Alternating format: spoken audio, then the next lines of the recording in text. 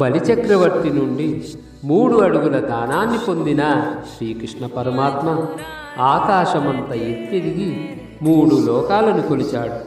ఆ పరమానందమూర్తి దివ్య చరణాలను, అతని దివ్య నామాలను పాడి ఈ దివ్య ధనుర్మాస వ్రతాన్ని చేసే నిమిత్తం మార్గళి స్నానాన్ని ఆచరిస్తే ఈ ధనుర్మాస వ్రతానికి అనుమతినిచ్చిన వారికి కూడా దుర్భిక్షమసలు కలగనే కలగదు. నెలకు 3 వర్షాలు కురుస్తాయి, పంటలు సమృద్ధిగా పడతాయి.